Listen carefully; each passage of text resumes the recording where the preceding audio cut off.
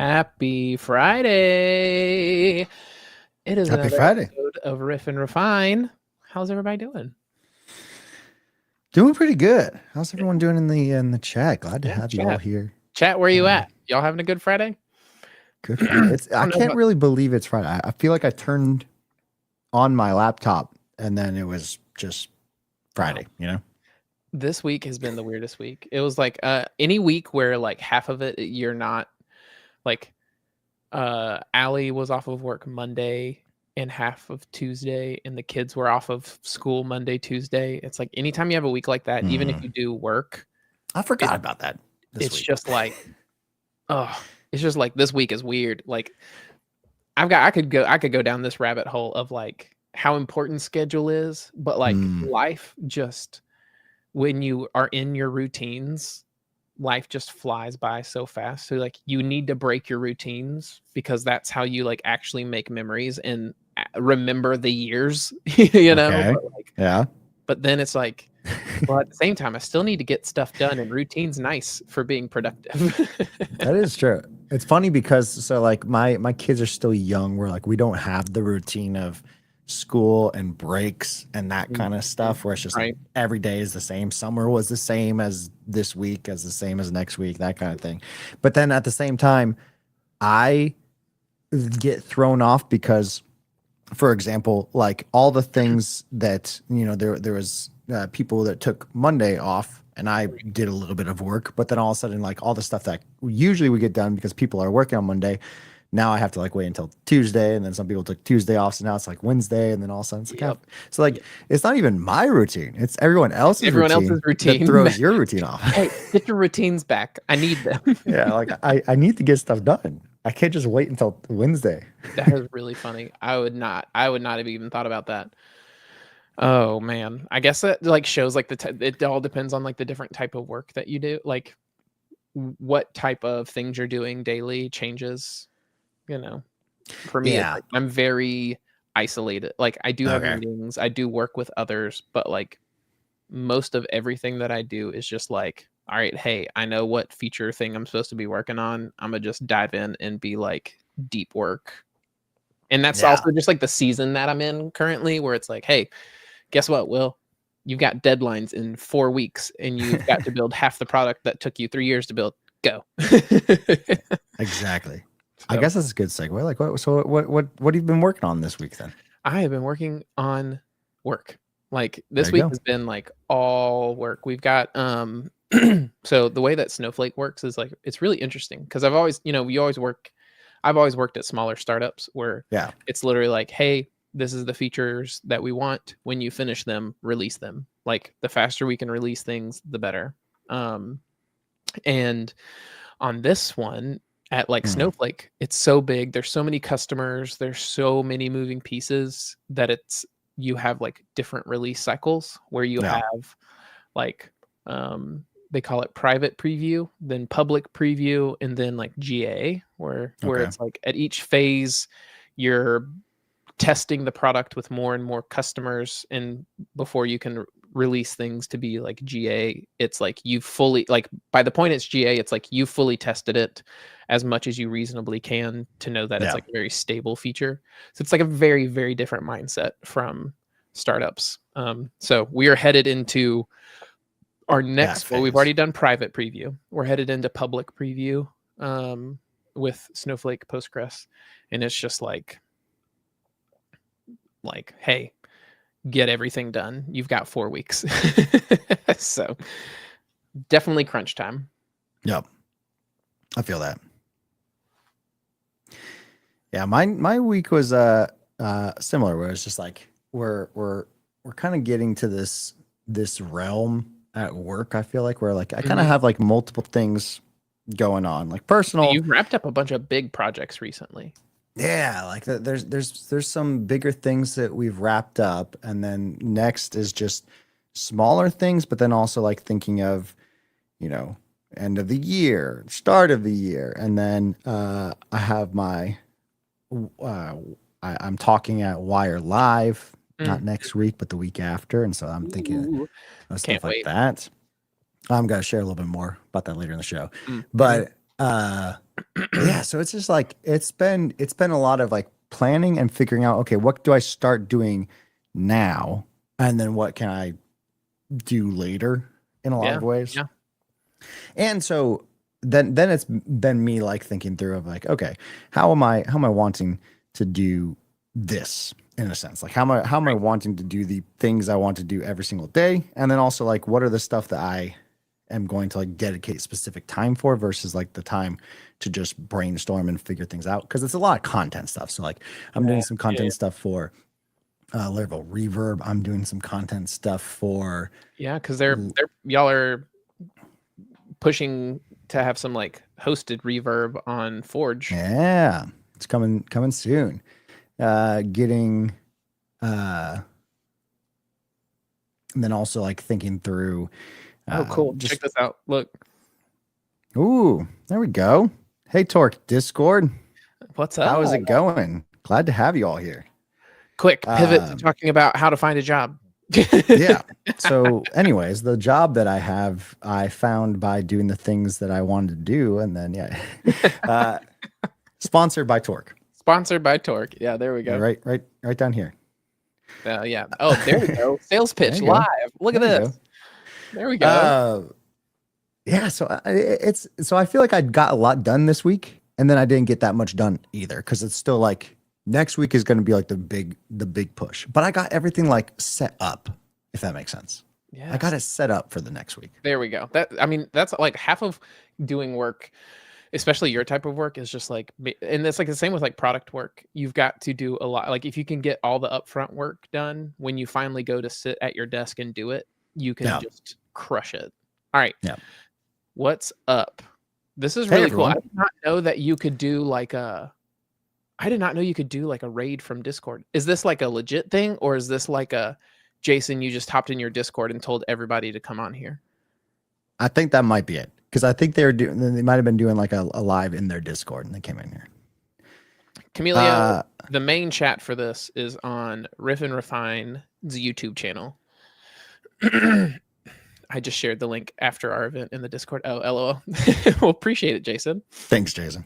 Well, Appreciate you. y'all can come hang out anytime. Today Shout we're out going to to be Jason. talking about 3D printing part of the time. 3D printing.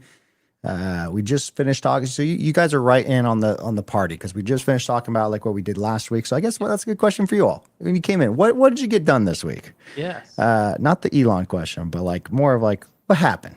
What were you focusing on? Yeah, I want to know, or like, this is one thing. So I'm teaching Bible class for our we are a smaller congregation, so we don't have like high schoolers and middle schoolers all separated. We just have like teenagers all together. Okay. There's like 4 of them. But one thing that I do every time I start class is I ask them like, "Hey, do y'all have any itchy news?" Ooh, itchies. And I got this from Allie, and it's like itchy news is like, what is something that you just can't wait to tell me? Like what's something that you just What's like the good word? tell somebody? Yeah, exactly. Like Yeah. it's just bothering you. You want to tell. So In my day, we used to call it itchy news, the chat. T. The T. Oh shoot! CNC, subtractive and additive manufacturing is just like I want the power combo. I want to do both. Yeah, that's way over my head. I don't know. Have you ever seen not like wood CNCing, but have you ever seen somebody do like machining, like metal CNCs? I think so. Dude, There's a guy I follow on Twitter who does a lot of wild. stuff like that. There's what's his name? Tested with Adam Savage. Adam has like a ton of videos where he does like machining work.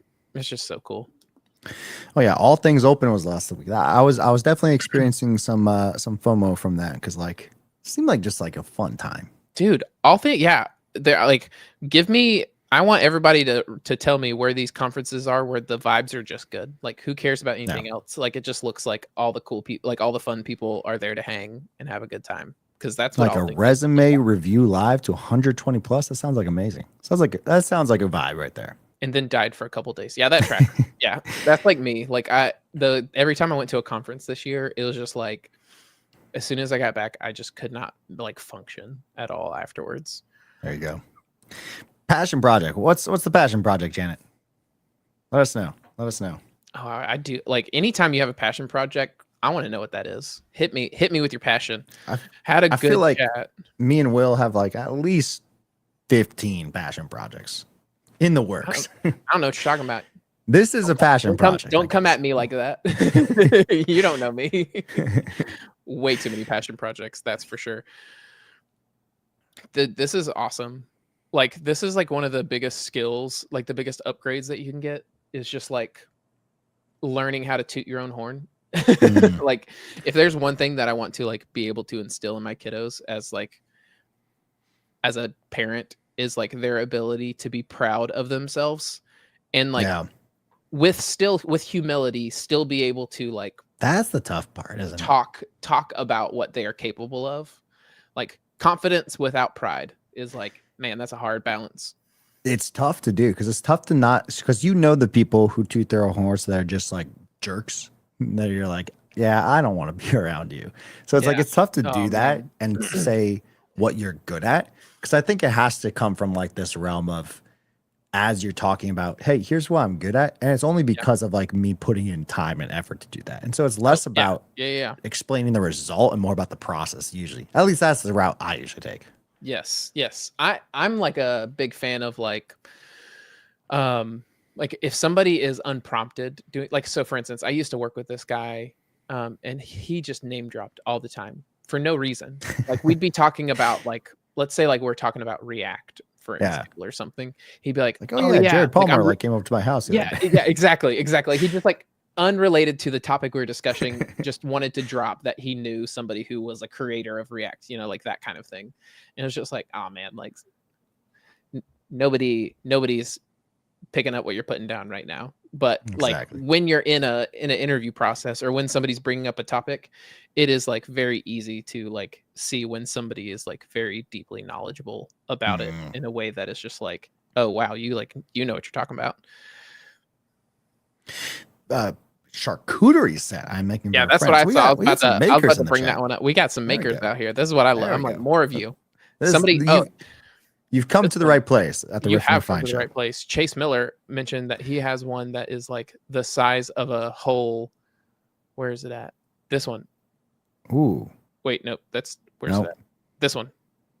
Yeah, an entire car space in my workshop. Car space. Wow. I'm assuming that it's is it like a wood one for like a 4x8 sized CNC? Because that would be sick.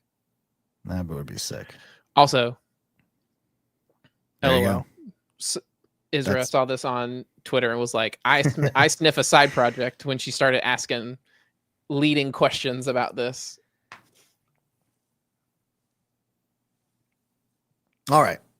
Ooh, swag store for Torque. I want a shirt or a hat. We need hats. We need Torque hats. We need Riff and Refine swag. We do at some point, but we also just need like a sponsored website. We also just need like a website. We just need a lot of stuff at this point. But we do need, we could have a Torque logo swagging down here at the bottom of our sponsor section as well. Right down here, a little bit of Torque action. Yeah, speaking of like 3D printing stuff, I have this topic that I wanted to talk about. And it's that, and people in the chat, let me know. On a scale of, and this is like the last couple of weeks, or just like your current flow / motion / vibe, on a scale of 1 to 10, how useful is AI to you? Just generally. I would like to a scale of 1 to 10, how useful is AI to you?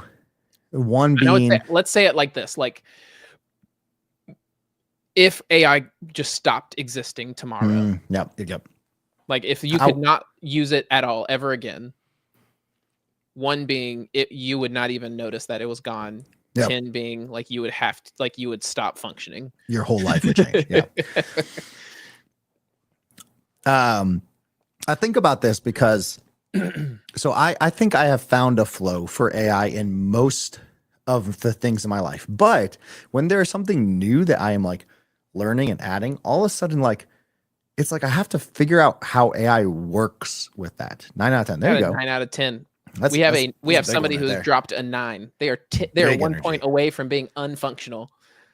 We got some 3s, a 6. AI autocomplete would be missed. Yeah, so there are parts that I appreciate AI for. But the thing I was thinking of, and I put this I want as to a hear topic. this thing where it's like, it sounds like you're feeling frustrated about it. Frustrated is a good thing. AI sucks sometimes. That's my topic title. Oh, okay. AI Why sucks sometimes. AI sucks sometimes? It sure does. Why?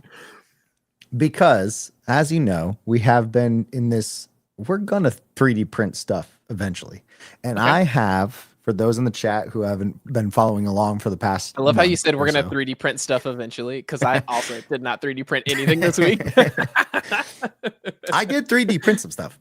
Oh, dang, but you got me then. I didn't even open the box. I have always, you haven't even opened the box yet, man. Dude, I keep thinking like, oh, today's the day. I'm gonna do it. And then no.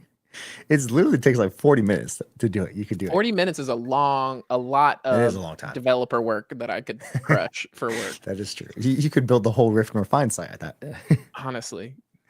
But I, up until this point, have only been using, so both Will and myself have Bamboo P1Ss as our printers. And like, I call it I still don't know. It's Schrodinger's cat currently. It Yeah, might be in a box. It might not be. box. It currently doesn't exist. Yeah, it might not actually work. Who knows? But, and I have become testament to this. I was told that the Bamboo is kind of like the Apple for 3D printers. It just kind of just works. It's not super complex, but it's also it's as complex as you need to make it, kind of thing. And so I've used the app on my phone for 99% of everything that I print, where I just find something else that someone else had made and then I just print it. And so it's like searching for things. So this past week, I was like, okay, I'm going to start building things. So what did I do?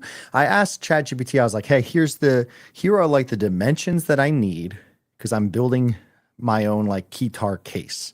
So I'm like, here are the dimensions that I need. And then here are the things that I need to print in like the specific size. I did get calipers. Okay. Got some digital calipers. Good. You need them. I told ChatGPT, I was like, okay, this is what I did. And then I said, let's render this as an image first, so I know that you understand how it's all going to fit. Because I mostly just didn't want to like start from scratch of like, oh, let me get a square and then like, let me get a triangle and do all that stuff. I just want ChatGPT to give me the start and then I can adjust it from there. Okay. So I had it generate some STL files. Interesting. And the render of the image that it had in ChatGPT looked exactly like I wanted it. Then I open up the STL files and it is like it's Not like exactly it at all. opposite. you would think like it's like where it's like, oh hey, this specific wall needs to be this long, and then all of a sudden like the other side of it is just in reverse, and you're like, you're close. But it's not there. That's the thing about like, that's the tough thing about like 3D modeling stuff, is because it's a lot like SVG. You know, like you get just one of those weird data points in the string wrong and it like breaks everything. Like nothing will work. Yeah. You can't, like, it's not like code where it's like, oh, okay, it got 90% of the way there and I know the 10% that needs to change to fix that. It's like, nope. If you are like 1% off in a 3D model, dunzo, your model's borked. Like it might not even show up. Exactly. And so like I worked with ChatGPT. I was like, okay, nope, that's not correct. Like let's flip around like this particular wall. Let's label them so that I can tell you which one it is. And then about an hour and a half went by and all I could think about was, oh, I know exactly what you're thinking. I could have like done this myself. If I just spent an hour and a half learning how to do this, learning how to do like Blender or and then do a bunch of other ones too. Fusion 360 or whatever it was. I did download a bunch of them and started like playing around like which one. There was like a web one that's like the beginner version of Fusion 360 that seemed really easy. Yeah. But I was like, I feel like this could be easy. Like ChatGPT knows the dimensions. It knows the scale of a P1S. It had a perfect render. It looked like the render looked exactly like I wanted it. Yeah. Yeah. That's so funny. Image generation usually sucks, but this was way better. Like, oh, it's going to be, I could just see it. Like you were so excited. Like you're like, it nailed it. It's going to be so good. I was like, so first try. Because the tough part for me that I still don't know how I would do myself that ChatGPT did like help out more is I need it because the initial keyboard that I have that is like the base of this guitar is 37 keys. So it's like it's wide. Right. It's wider than this frame that you can see.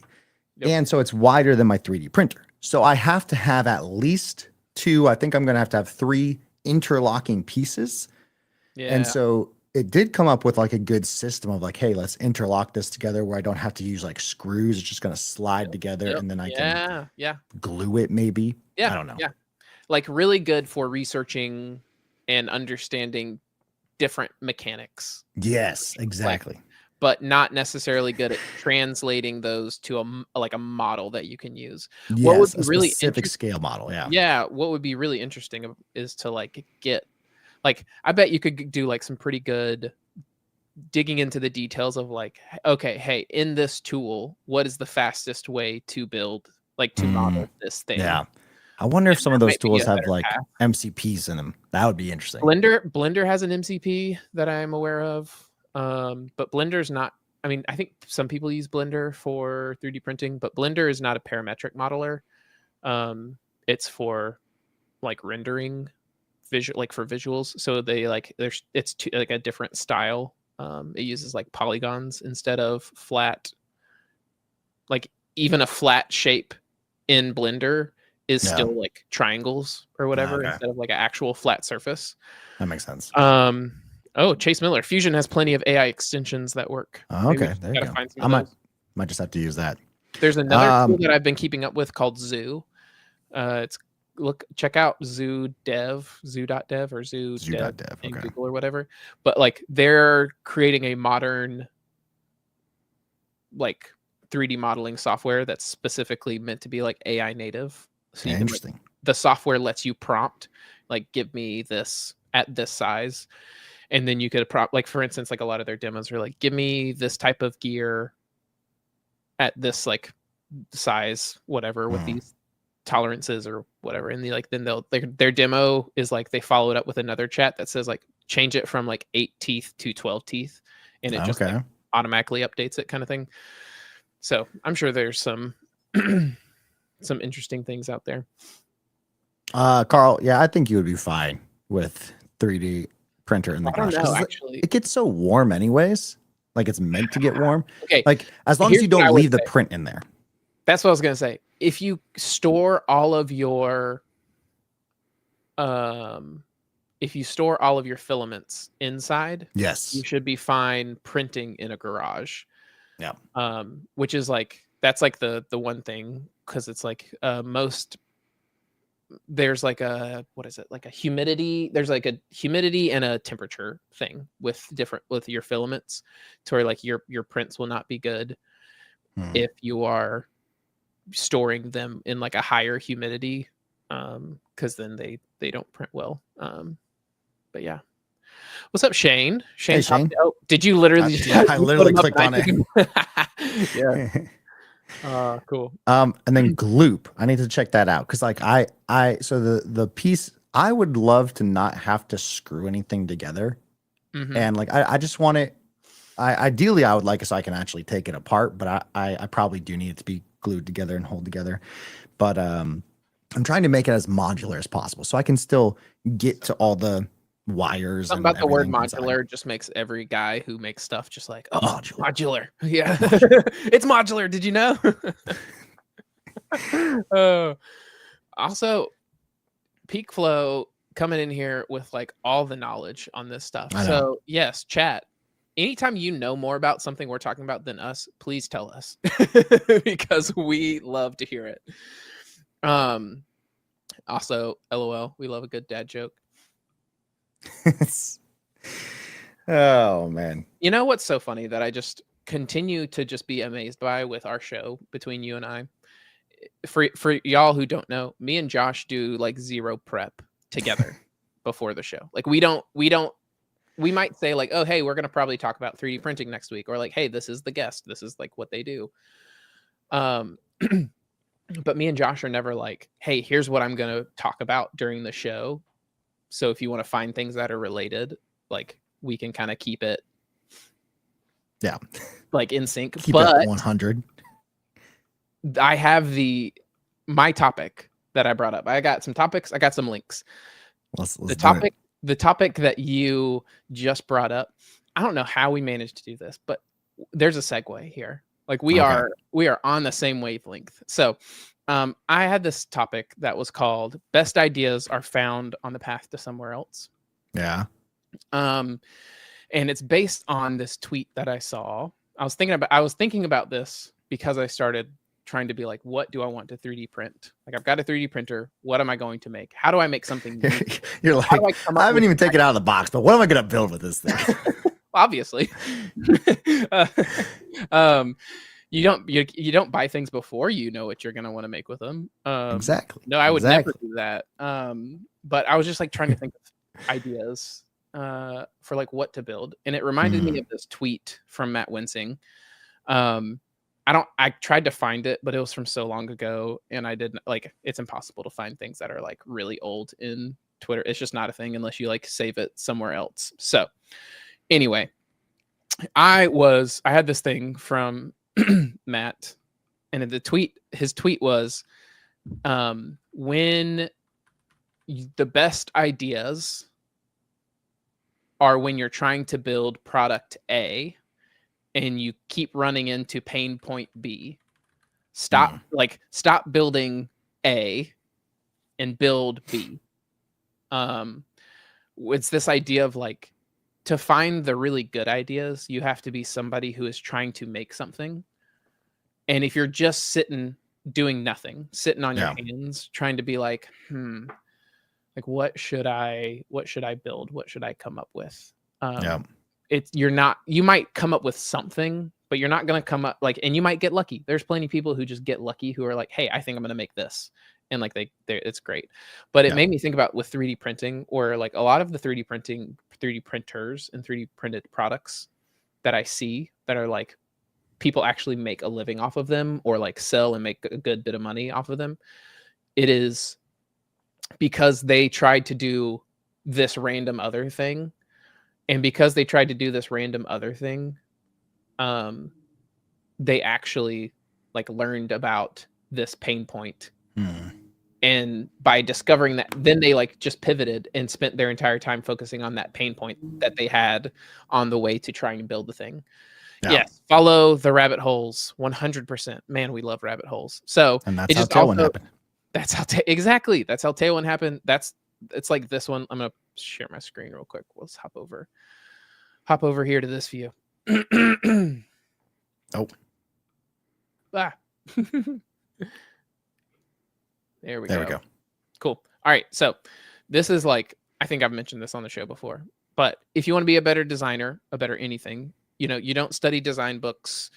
You study sculpture, paintings, cars, watches, like study the world, study other things. And it's like this idea of like, you don't get better at making 3D printed product. Like you don't come up with a really good product to 3D print just by being like looking at like what other people are 3D printing. Yeah. Although it's like interesting to do that, like that is something that might be cool. Cool to do.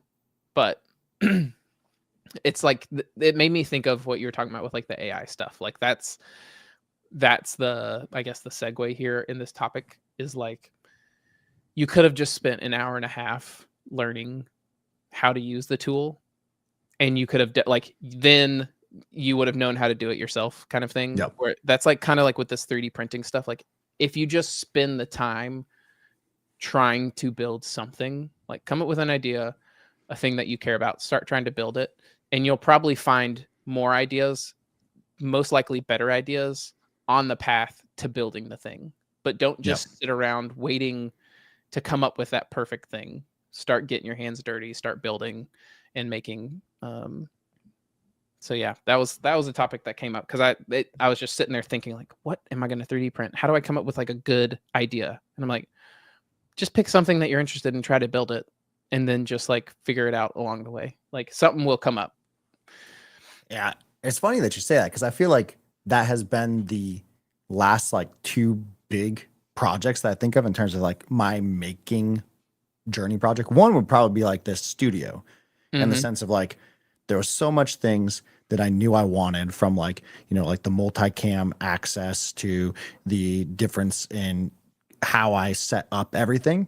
Mhm. And it wasn't until like I was like, okay, this is what I want. And then it was like working backwards from this is what I want to Right. then now I have to figure out how to do it. And most of it is like from inspiration from other creators, other people, other YouTubers, that kind of thing. Yeah. But Yeah. then also like the whole reason why I have a 3D printer was because I wanted to start playing keys with like on stage without having to sit behind a keyboard. And so I started looking for guitars, and Mhm. I hated what they looked like. I hated how heavy they were, how expensive they were. And then I was like, why don't I just like make one? And then so then it kickstarted this whole journey of like, okay, now I have to figure out how to 3D print it. Now I have to figure out Yeah. Yeah. how Yeah. does Yeah. I'm You gonna ended up here. yeah, like it's crazy how see where like the limitations happen for what you're trying to do, and then you end up just going down this whole rabbit hole as we Yes. just kind of mentioned. Man, we love to riff. And all right, some people made some points here. So Emmett said getting your bearings by seeing what other people do is also important. And then this one mentioned like looking at what other people build is a good way to collect techniques and solve common problems. There's definitely another side of the coin, and like you'll see Mm, this in like development as well, or design. There's like the nebulous side of things, which is like, how do you come up with net new ideas? Like, how do you come yep. up with something new, something novel, something good?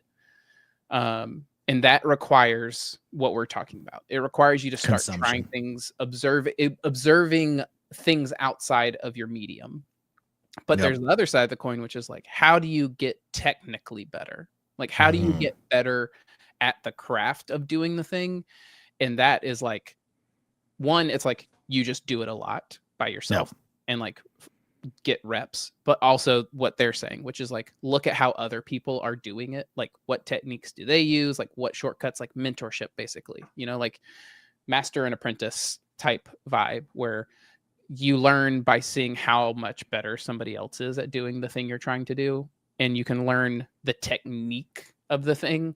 But like being better at technique does not make you better at like coming up with good ideas. It just makes you better at building the ideas you come up with. So like you got to have both. 100%. It's crazy. It's crazy how it works. Crazy. Absolutely crazy how that works. Absolutely crazy. Yeah, and even like Carl said, like a whole bunch of things that we use now are just like really popular now, like Amachi. Like it came from like, oh, DHH wants to get into Linux, and then he like did Ubuntu. He And did, I forget and what it was called, OmaCube. well, That's what it was, the first Ubuntu flavored version of his. yes, yes. He started with that, which was just like, here's like basically like a theme. Like here's my theme on Yep. top of Ubuntu. But what's funny is like even that initial thing was like, hey, I have this pain point trying to use Apple. Or Yep. like I have this vendetta with Apple is basically it. So like in an effort to like solve this thing that I see as like a dependency on Apple and the Apple ecosystem, I want to try to just learn how computers work without them. And Yeah. that path, that like that single goal, which is like how do computers actually work when I have to do everything, led to just a crazy amount of output from him. That's Wild. a good question. Is like, what is usually, at least this is more like for you than Will, is like what Okay. is the initial driving factor for you? Because like it sounds like for most people, sometimes like, oh, like DHH was vendetta, like he was Yeah, upset. yeah. Like for me, it's probably like money. It's like I don't want to Right. spend that much, so I'm just going to build it myself and spend more money Yeah, yeah, doing yeah, yeah. that and then just buying it in the first place. Yep, yep, yep, yep, yep. But what's your driving factor for My seeing that? driving factor is like fulfillment. Ooh, Um, okay. like specifically, like for instance, the cottage. Um, Okay. like I could have hired somebody to do it, and it would have like if you balanced out all the time spent and the cost of like materials, etc., it would have probably been cheaper to Yeah. get somebody else to build it. I could have given them the exact designs that I drawn up and been like, hey, can you put this together? And they would have had it done in like 2 to 3 days. weeks. Yeah, like something like a couple weeks. Yeah, I forget. People work during the weeks. It wouldn't have just been weekends. So like, yeah, 1 week they could have had it done. But like I didn't do that because like I want that feeling of doing something hard, but also like I love creating things. Like I love the feeling of like, and this has been like the same since like, this is like why I did what I did in college, like why I did industrial design, why I got into web development and web design, is because like I wanted to have the things that I come up with, creativity that I have in my mind. I want to be able to bring that to life myself. And I find it so fulfilling to just like be able to make the things I come up with. So like woodworking is like a very good example of that, where it's like, man, it is just so interesting to figure out how all the tools work. If I want to do this thing, like what tools do I need? What's the joinery? What's the plans, the techniques to like create this thing that people can actually use? And it's so much, I love, like, that's why like even the things that I like, when I do something for fun, like a project online, I always get stalled on projects that are about consumption. Like for instance, like if I had a number of projects where I've been like, oh, hey, like I could create like a directory site, like I could curate some ideas of like things that I think are interesting and share it with people. And it's just not like, I just always stall out on those ideas. I never finish them.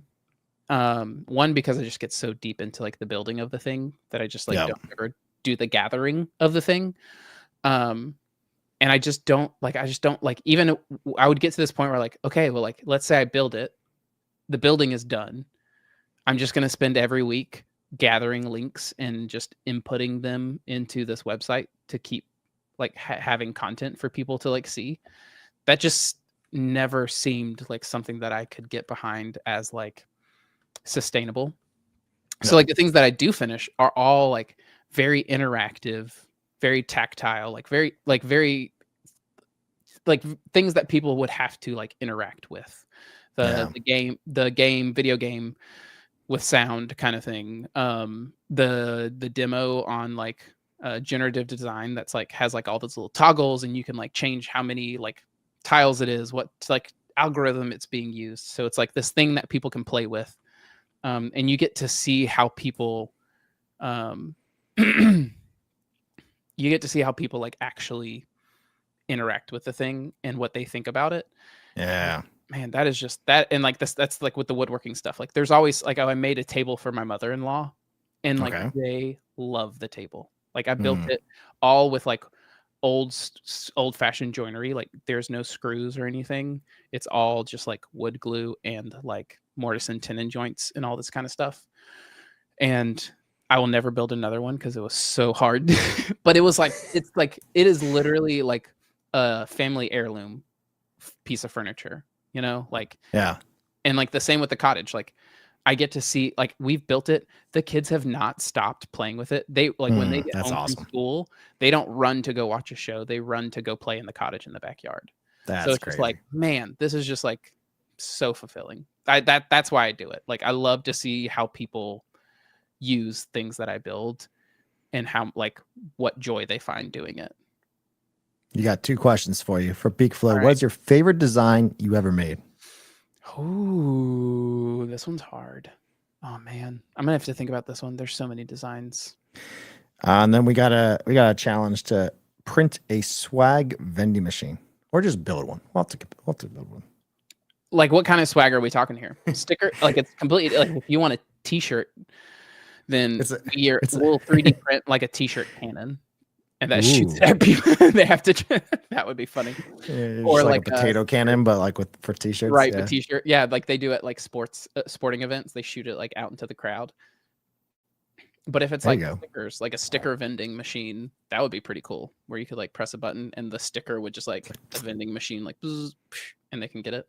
That would be a super fun thing to build. Now I'm gonna have to get into robotics. Like that seems like the next logical step. 3D printing, and then you know how we Raspberry Pi. You know how we bring links to the show. Okay. This Yeah. feels like a good time to just Feels like bring a good this link. up real quick. All right, Do so it. this is one of the 3D printing things that I've gone down the rabbit hole of. It's this company called Sweep Dynamics, and they are basically doing like fully 3D printed like robotic arms. Okay. And these are like the most satisfying and interesting videos of all time. Like just watching these, they've got like the perfect like when you listen to them with the sound on. So if you come I don't know if the sound works for any of these. They probably only work on like mobile or whatever. Yeah, I'm not hearing. Yeah, me either. But like when you listen to them, it's got like all of the ASMR, like that snap, like it snaps in. Click, This click. is doing like a clicky noise. Like this is making like the little like gloopy noise. So it's like you're Where's my watching this glue? and you're just like, oh my goodness, I can feel myself building this. Like I can feel myself making this like robotic arm. And so like this is one where like they're putting together this entire like robotic. Oh, there it is.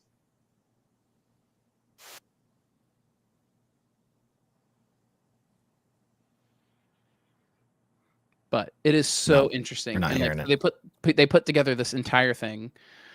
And they kind of show you this process of like how they're 3D printing it. And it's just this is a really cool like channel and company. But yeah, Sweep Dynamics. And they just show a lot of like other cool things, like just like cool mechanical things as well. So that's sick. Very, very fun. But yeah, robots are awesome. I will be doing robots at some point as well. See, that's what not to get into your next link yet. Also, too late. I didn't figure it out until it's too late. I don't know how to use Instagram. If you can't tell, I'm never on Instagram. I don't think it was even playing like even after you even when I like did figure it out. I couldn't hear it. Yeah, I figured. But now, because I was thinking of, what was I doing? Oh, I was deciding whether or not that there's a piece that I needed for like the guitar. That I was deciding whether or not to like buy it or get a Raspberry Pi with a MIDI module and get like some mechanical keys, and like that's what I wanted.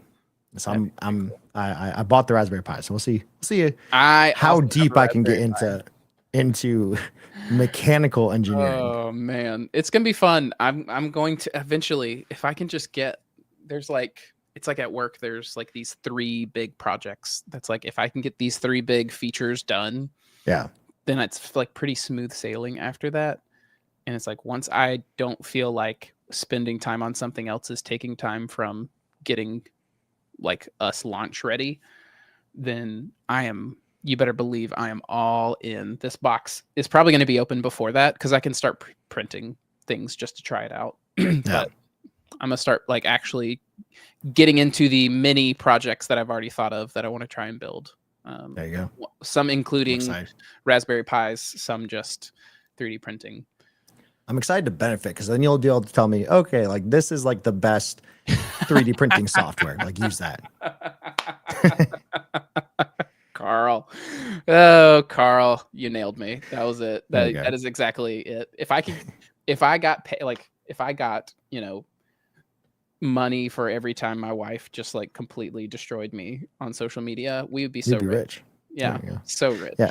Emma, when you say your electronics background thing, it's funny because I feel like it was electronics that got me into the career path that I have now, because when I was in junior, even younger than junior, middle school, I did first Lego Robotics League. And it like Lego Robotics was basically just like easier electronics, robotics. And it was so much fun. And that's why I learned like programming, because it was like basically like a if then block statement kind of program that you had to put into the robot and have it go accomplish tasks. It was so much fun. I wish I still had that. I think they still make the Lego NXT stuff. Maybe they do. That is like something that I like really feel like I missed out on growing up. Was like I went to a really small school that didn't have a lot of that kind of stuff. Yeah. and like the robotics things in high school. I feel like if I'd gotten put down that rabbit hole at that age, actually, Ooh. I'm kind of glad that I didn't, because then I probably would have been like, I'm going to be an engineer of some kind. So I ended up where I needed to be, and now as an adult, I get to play with robotics. See, now I'm thinking about, so like I'm gonna share my screen here because Do this it. is really interesting. But now I'm thinking about like maybe, so let's go ahead, plop this in over here. I did Java, Carl, and you still got into like programming after doing that Java in high school. Ew. We'll I had to plop write. that in. I had to write Java for my first time with this new job, because that's what a lot of Snowflake's backend is, and never again. I can tell you that right now. So it looks like this is like the newer version of Lego Robotics. It's called like Spike Prime, Yeah. but like Oh, that's so cool. each one Yeah, has yeah. like its own little motor. So Mhm. this is what Lego Mindstorms was, what I Hmm.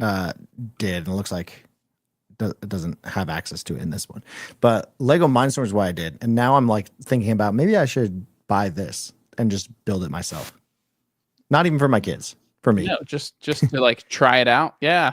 I mean, just because it's for kids, like anybody who's trying to be like get into something, it never hurts to do. Like I think people are like, when you're good at something else, like when you're really good at something else, I find it's really hard to become a beginner again. Like Yeah. people, like there's some like pride involved where you're like, I don't need to do the beginner stuff. Like I figured this other thing out, so I can do this other thing, like, but man, I have found like it is so much better for like your learning, like getting up to speed on something, to just like be like, all right, I am 5 years old.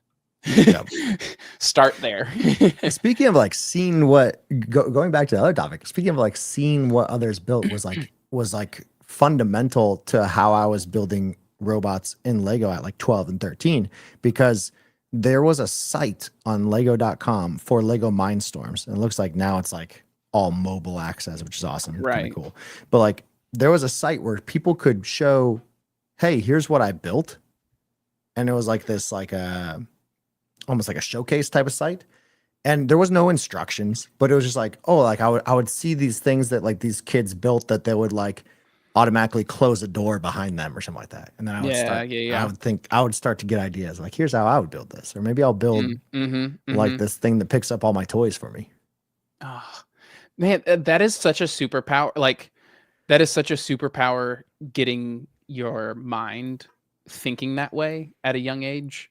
Yeah. That is like something I'm so worried about with my kids, and because I'm worried about it, I'm hoping it won't be a problem. But it's just this like idea that like kids it's so easy to access entertainment and all like fully built Stuff. entertainment, like things that like they never have to try to figure out how to like have fun by themselves.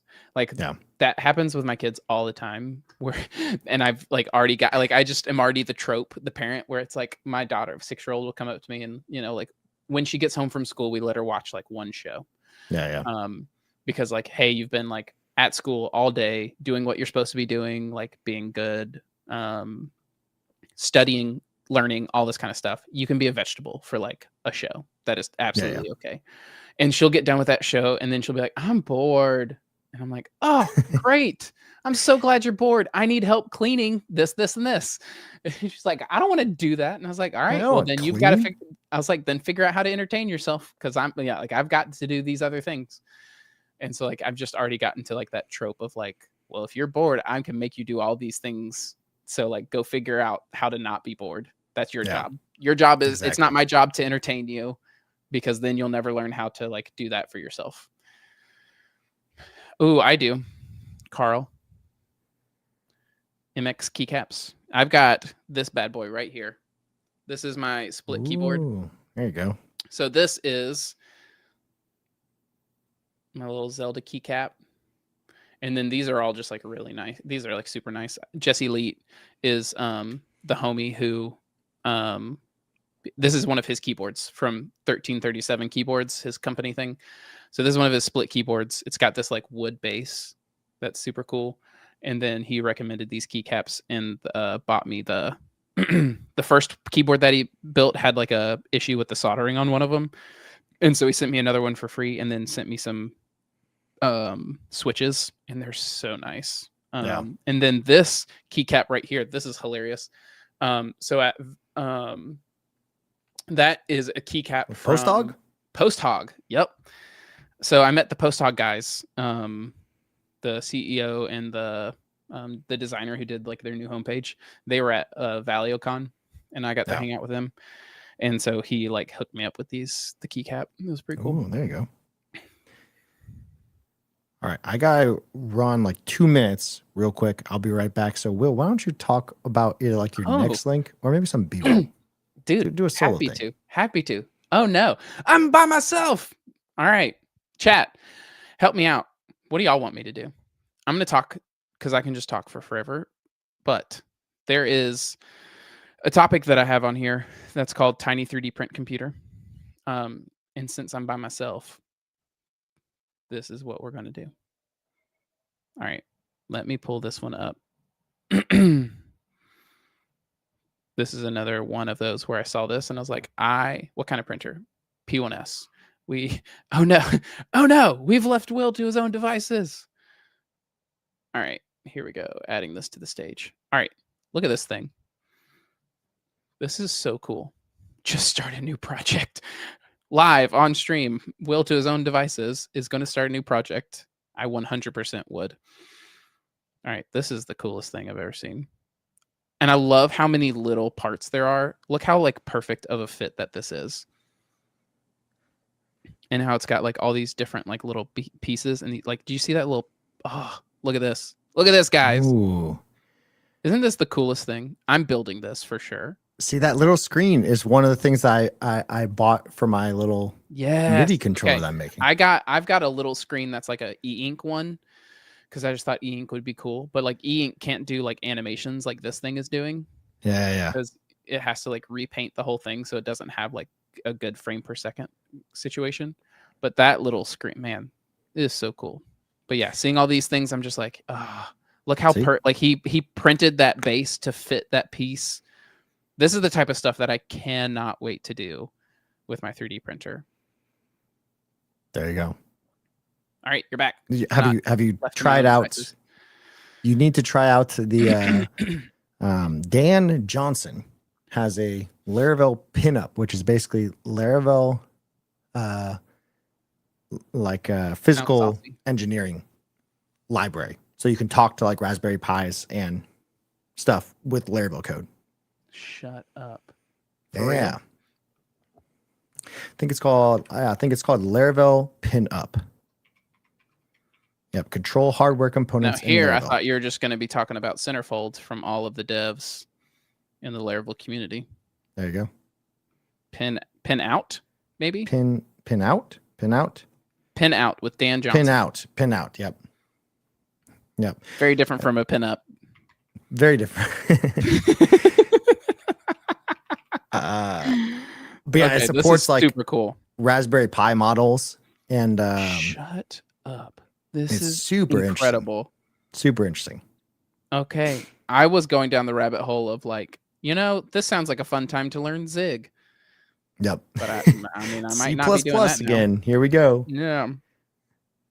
Dude, this is so cool. Laravel pinup. Hope you like beards. I hope you like beards. That's good. Oh man. Okay.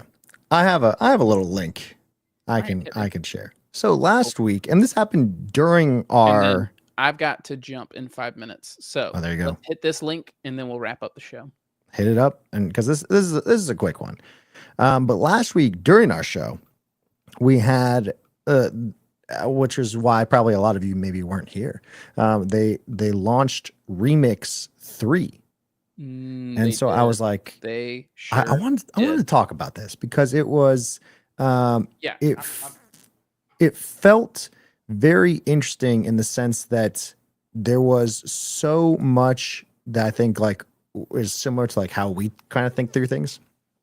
So for those who didn't get to watch, and they don't have like any documentation up yet. So this is like one of the more interesting blog posts that I've seen about it. I'll go ahead and put it in the chat as well. But one of the things I want to talk about as I was like looking through this is similar to like how we talk about things on like Riff and Refine. It's like, okay, you could just use React. Yes. And Remix could have just used React, and initially they were going to use Preact. I remember that big debate of they were dropping React for Preact. Yep. And then they decided they're just not going to use anything. It's just going to be its own language. Yeah, write it from scratch. Yep. Just JavaScript, basically. Yep. And so Completely it's all new based framework. on this, like just using the browser. Oh, I love it so much. And I put a tweet out that was like, Remix 3 is going to be my new personality. Can you imagine Remix 3 with inertia? Oh, if they figure that out, it'll be so good. I'm It'll be so so curious what their like back end story is for this, for sure, because it seems so nice as like the front end. Yeah, because it sounds like they're going through like all the request response kind of things. But what this got me thinking is like, so in a couple weeks I'll be doing that Wire Live and talking about basically my talk's entitled "The Edge of Nonsense."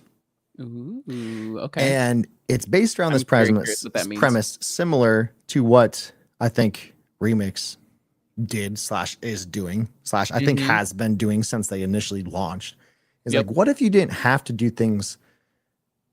Like what if you just wanted to do something for fun and like it was based around this, hey, this is the result. Here's what it needs to take to get there. Yeah.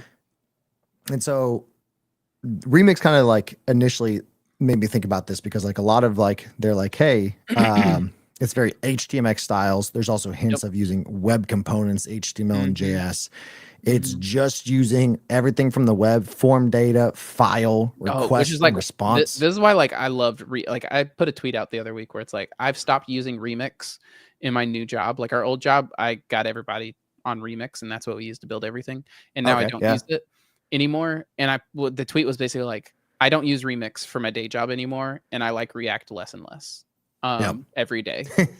And it's because of this, where it's like there are some good parts of React. But there are also just like really good parts of the like there's a reason the browser exists and like all the browser tooling and all the things that exist in the browser. That's like what my talk, one of my talks that I'm going to be like submitting for CFP is going to be all about like the web audio API. There's so many cool things in the browser that people just don't know exist.